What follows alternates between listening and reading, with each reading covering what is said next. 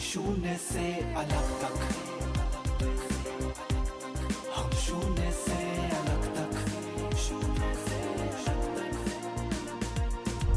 So, hello friends, welcome to this awesome video of Vardhan Kushwaha of Noteswala Foundation. This is the second part of my electrostatics part 1. If you haven't watched that video, so watch that first and then come here to watch this video, because if you will not watch that video, so you will not be able to understand what has been taught in this video. So let's get started without wasting any time. सबसे पहले कि मैं भी बता दूं कि Coulomb's law in vector form क्या होता है और उसकी इम्पोर्टेंस क्या है, क्योंकि ये इम्पोर्टेंस जानना ही सबसे ज़्यादा ज़रूरी बात है। तो चलिए स्टार्ट करते हैं। सबसे पहले हमने लिए टू फोर्सेस, मतलब टू मैग्नीट्यूड्स लिए हैं, या फिर आप कह सकते हैं टू हमने एक तरह से डायरेक्शंस लिए हैं यूनिट वेक्टर पोजीशन वेक्टर के फॉर्म में। एक है 2, 3, 4 और दूसरा है क्यू, मान लेते हैं इसे 1, -2 और 5। अब इनको तब हम पोजीशन वेक्टर की फॉर्म लिखेंगे तो हम लोग लिख देंगे -2i + 3j + 4k। अब यहाँ पे माइनस लगाना मैं भूल गया, उस वजह से ये माइनस यहाँ पे है, लेकिन यहाँ पे माइनस नहीं है, तो इस वजह से इसको हम लोग सही कर लेते हैं। यहाँ पे माइनस है,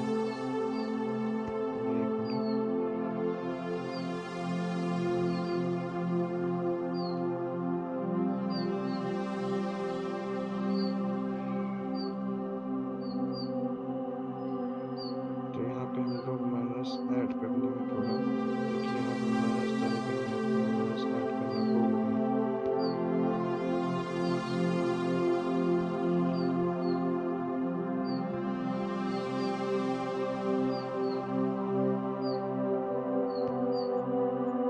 अब आते हैं नेक्स्ट पार्ट में लिखा हुआ है कि अगर कोई भी वेक्टर दो वेक्टर दिए गए हों तो उनका यूनिट वेक्टर कैसे फाइंड करें।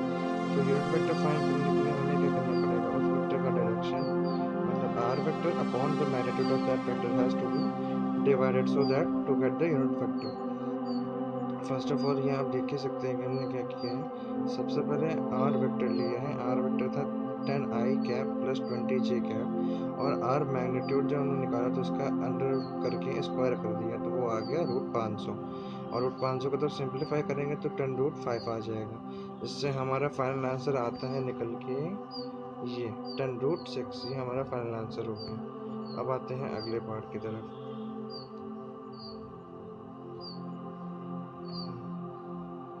एक मेरे पेज थोड़े शफल हो गए, इस वजह से मुझे पेजेस को अच्छे से पूरा लगाना पड़ेगा, मैंने पहले ध्यान नहीं दिया था।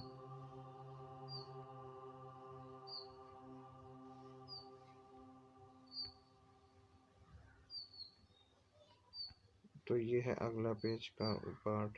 अब जैसे ही आपको ये दिया गया दूसरे पार्ट में, जैसे हमने यहाँ से करा था कंटिन्यू, तो हमने जैसे यहाँ पे देखा कि एक क्वेश्चन दे दिया गया हमें, इस पार्ट को आप कंसीडर मत करिए।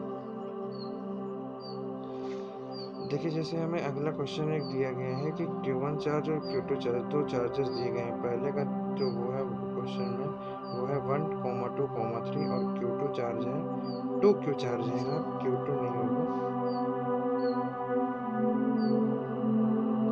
Q और 2Q चार्ज है, वो दिए गए हैं 3, 4, 5, और इन दोनों चार्जेस का जो मैग्नीट्यूड निकाला जाएगा वो कुछ ऐसे निकाला जाएगा। सबसे पहले तो इनका फाइंड क्या करना है, पहले इनका हम लोग फाइंड करने रहे हैं वेक्टर फॉर्म और इनका मैग्नीट्यूड। तो सबसे पहले वेक्टर फॉर्म और मैग्नीट्यूड जब फाइंड करेंगे तो वो इनका निकल के आएगा। देखिए यहाँ पे निकाला गया, ये निकाला गया वेक्टर फॉर्म और ये निकाला गया मैग्नीट्यूड।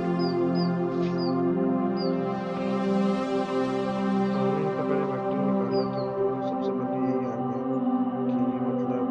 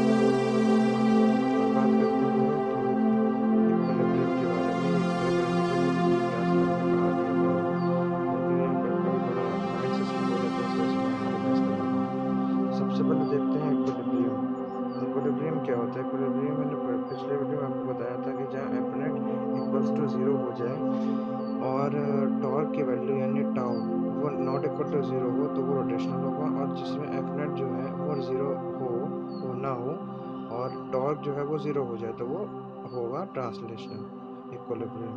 तो without wasting any time back to topic, F net की वैल्यू तब 0 हो तो वहाँ पे इक्विलिब्रियम अटेन हो जाता है, और इक्विलिब्रियम तभी अटेन हो सकता है जब फोर्सेस अपोजिट हो, फोर्सेस अपोजिट में हो तभी इक्विलिब्रियम अटेन किया जा सकता है।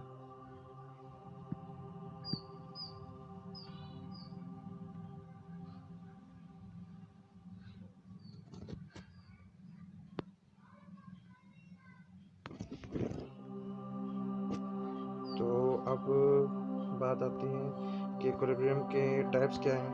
तो इक्विलिब्रियम के 2 टाइप्स हैं, एक स्टेबल इक्विलिब्रियम और एक अनस्टेबल इक्विलिब्रियम।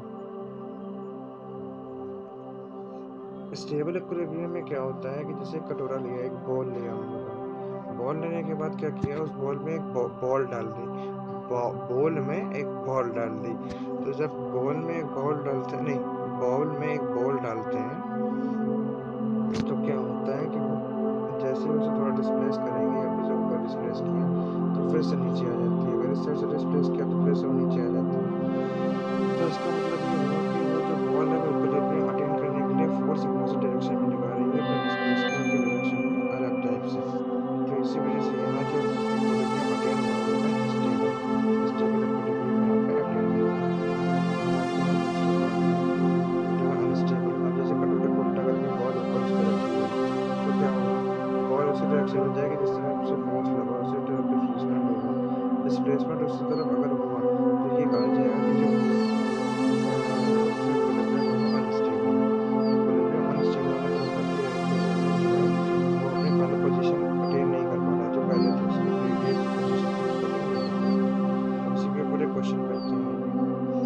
सबसे पहले अगर आप जो भी क्वेश्चन करें इस चैप्टर उसमें ये चार्ज समझ लीजिए, फिगर बना लीजिए, इससे आपको आराम रहेगी कि डायरेक्शन कौन सी डायरेक्शन में कौन पॉइंट में कौन सी डायरेक्शन में।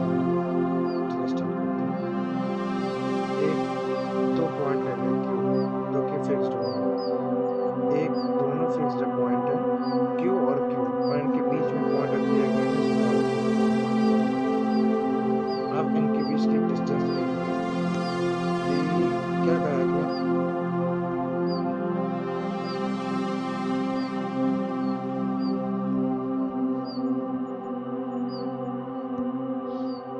क्या करा गया कि इनको तो बीच में रखा गया, तो ये पता चल रहा है कि इसकी जो ये डिस्टेंस होगी इधर वाई डिस्टेंस ये भी आर होगी, और इधर वाई डिस्टेंस जो होगी ये भी आर होगी। इसका मतलब ये कहने का है कि आर प्लस आर यानी कि यहाँ की जो डिस्टेंस होगी वो होगी 2r। 2r होने का मतलब ये है कि जो पूरा इसका टोटल डिस्टेंस होगा वो 2r होगा, लेकिन हाफ डिस्टेंस सिर्फ r होगा। अब अगर हमें इसे x से डिस्प्लेस कर दिए, ये जो q है इसे जब x से डिस्प्लेस कर दिया तो जो इधर डिस्प्लेसमेंट हुआ वो कितना हुआ, r प्लस एक्स हुआ। अब r प्लस एक्स तब डिस्प्लेसमेंट हो गया तो उधर बचा हुआ डिस्प्लेसमेंट कितना हुआ, जो बचा हुआ डिस्प्लेसमेंट हुआ वो हुआ r माइनस एक्स। तो जब r माइनस एक्स हुआ डिस्प्लेसमेंट हो जाएगा तो उसके बाद हम लोग इसका फोर्स निकालेंगे F1 और F2। तो देखते हैं कि इसमें क्या आता है। तो पहले F1 निकाला तो K Q small Q capital Q upon R plus x, ये F1 का फोर्स निकल रहा है। और F2 तब जैसे निकालेंगे तो क्या आएगा, K Q small Q big Q R minus x square. अभी दोनों हम लोगों ने कर लिए।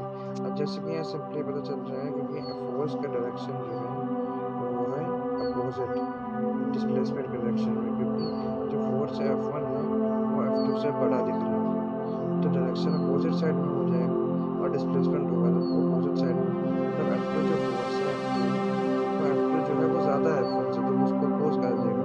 इस वजह से जो इक्विलिब्रियम यहाँ पे आया है वो आया है अपना कौन सा इक्विलिब्रियम, स्टेबल इक्विलिब्रियम। अब देखते हैं एफ नेट इसका क्या है। एफ नेट कैसे पता लगाएंगे, सबसे पहले क्या करेंगे, एफ नेट में टू माइनस F1 करेंगे, छोटे में बड़ा माइनस करेंगे, छोटे में बड़ा, बड़े में छोटा माइनस करेंगे, छोटे में बड़ा माइनस तो कर नहीं देंगे,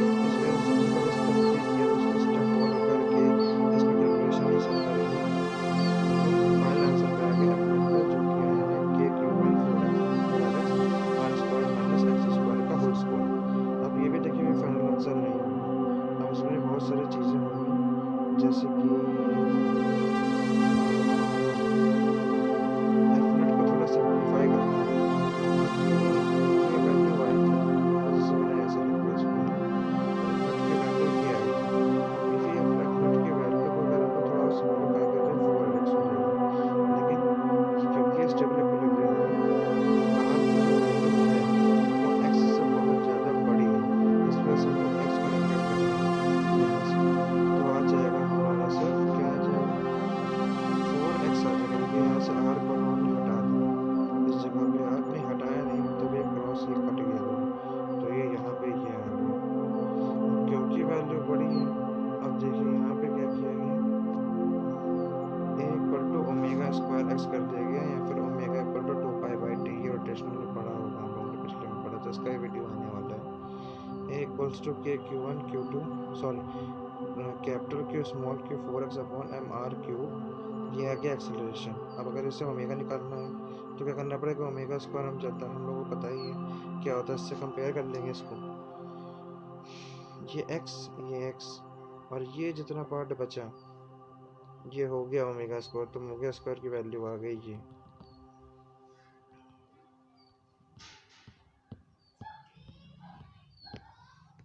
अब बात आती है कि ओमेगा की वैल्यू क्या आएगी, तो स्क्वायर हटाएंगे, अंडर रूट आएगा, वैल्यू ये आ जाएगी। अब जैसे हम लोग को टाइम पीरियड निकालना है, तो टाइम पीरियड का फॉर्मूला हम लोग को पता है क्या होता है, W के टर्म्स में इसे रख देंगे तो ये आ जाएगा W के टर्म्स में 2 पाई/t, जैसे 2 पाई/t आएगा रख देंगे, उसके बाद t की वैल्यू t को उधर रख लेंगे, उसको भेज देंगे नीचे, तो फाइनल आंसर आ जाएगा अपना, क्या आ जाएगा फाइनल आंसर, फाइनल आंसर आ जाएगा अपना ये। अब अगले क्वेश्चन की तरफ बढ़ते हैं। अगला क्वेश्चन क्या है, जब ये इस बॉडी को पहले तो इधर डिस्प्लेस किया गया था, अब की वजह से ऊपर की साइड डिस्प्लेस किया गया, तो ऊपर की साइड डिस्प्लेस किया गया तो क्या हुआ कि जब ऊपर की तरफ गया तो इसमें दो डिस्टेंसेस हमें मेजर करनी है, इधर और इधर। इसमें पाइथागोरस थ्योरम लगा के इसकी डिस्टेंस मेजर कर ली और इसकी मेजर कर ली, उसके बाद ये दोनों एंड्स क्योंकि फिक्स थे तो इस वजह से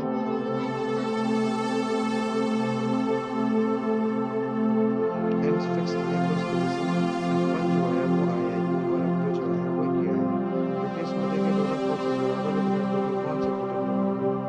अब जो भी होगा ये कमेंट में बताइएगा। अब अगले में आते हैं कि रिजल्टेंट क्या है, रिजल्टेंट में अगर दोनों फोर्स के मैग्नीट्यूड सेम है तो क्या फॉर्मूला है, तो इसका फॉर्मूला क्या है, तभी हम लोगों ने फॉर्मूला बताया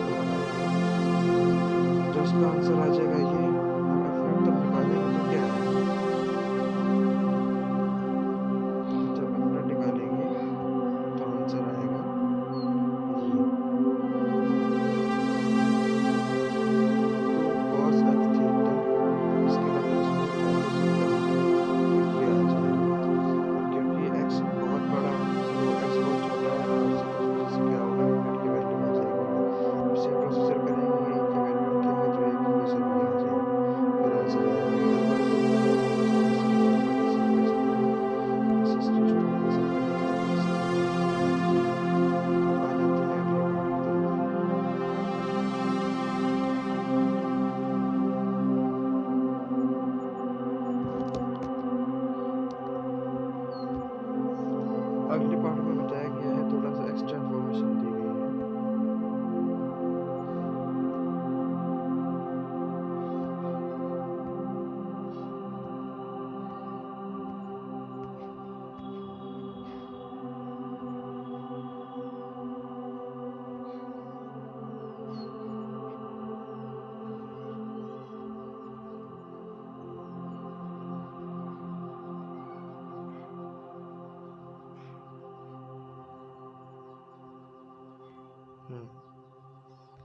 थोड़े इसमें एक्स्ट्रा इन्फॉर्मेशन ये दी गई है कि जैसे दो कोई भी वेट होंगे वो सस्पेंड कर दिए जाएंगे, तो उसमें टेंशन कितना होगा, तो टेंशन का फॉर्मूला अगर आपने 11th अच्छे से पढ़ी है तो आपको पता होगा कि इसका जो फॉर्मूला निकलता है वो होता है टेंशन इक्वल्स टू mg। तो वहीं यहाँ पे लिखा हुआ है, इसको डिराइव करके लिखा गया है कि जो टेंशन आएगा वो आएगा m2g। अगर आपको फॉर्मूला इसका डेरिवेशन नहीं आता तो आप वो भी याद कर सकते हो, इसके साथ में ये भी आप याद कर सकते हैं, ये तो मस्ट याद करने में, किसकी बिना काम ही नहीं चलेगा ये। अब इसके फ्री बॉडी डायग्राम पे आए तो अब जैसे देखिए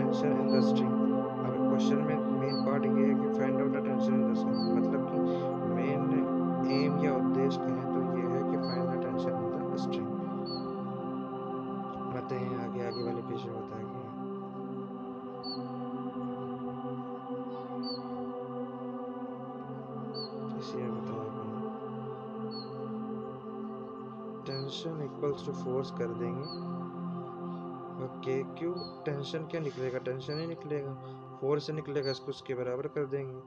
अब यही आ गया अपना फोर्स, जो मतलब टेंशन आ गया, टेंशन और फोर्स यहाँ इक्वल है, तो वही ये आंसर आ गया। आते हैं अगले पार्ट में।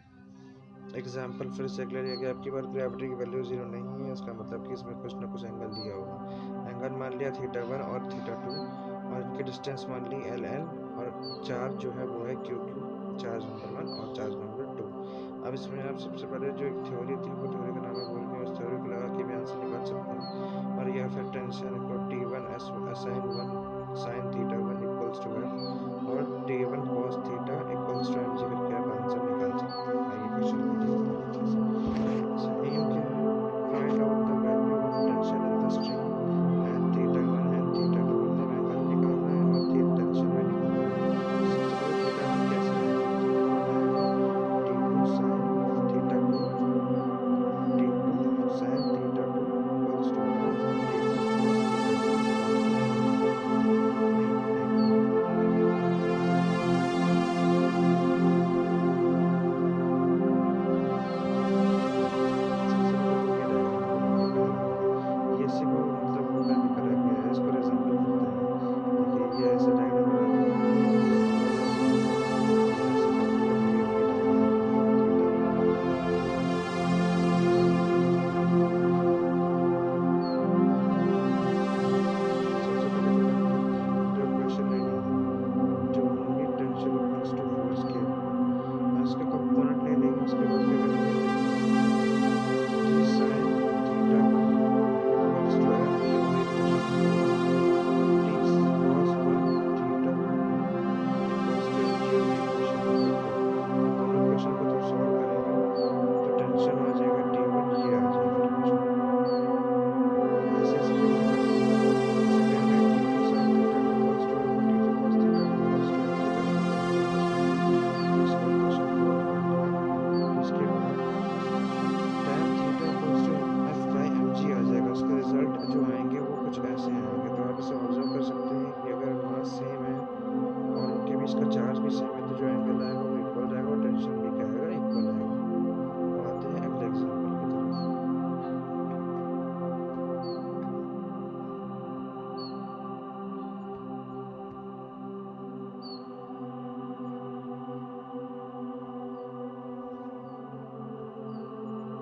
एक ही पेज छूट गया था तो उसको मैं लास्ट में बढ़ा दूंगा, सबसे पहले इस पे आ जाते हैं।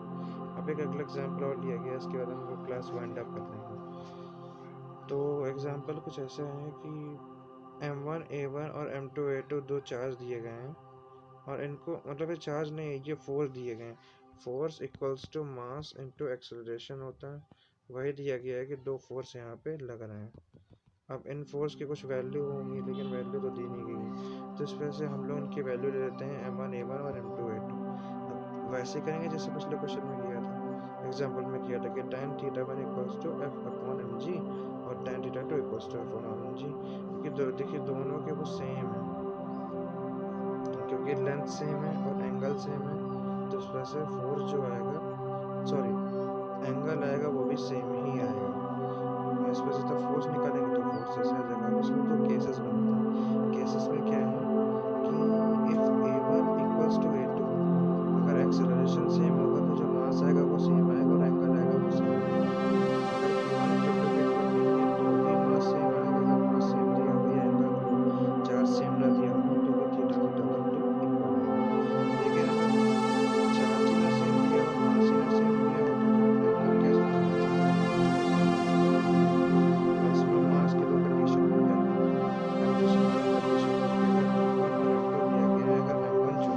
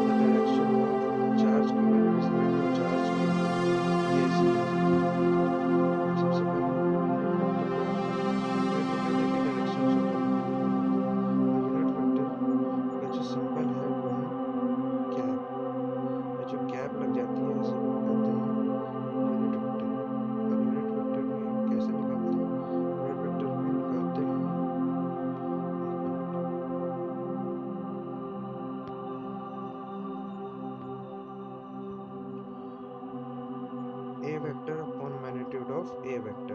अब इसको सॉल्व करेंगे तो कुछ ये आ जाएगा, ये। अब इसी को यहाँ पे रख देंगे तो Q1 Q2 को साइन के साथ रखेंगे तो ये आ जाएगा। अब इसके बाद तब इसको थोड़ा और सॉल्व करेंगे तो ये आ जाएगा। फिर उसके बाद ये अलग एग्जाम्पल दिया गया, ये आप खुद देख सकते हैं, ये बिल्कुल सिमिलर है इसके, आपको ये भी आ जाएगा। चलिए वीडियो ज़्यादा लंबा ना करते हुए वीडियो को एंड करते हैं। Thanks for watching and if you like you may subscribe.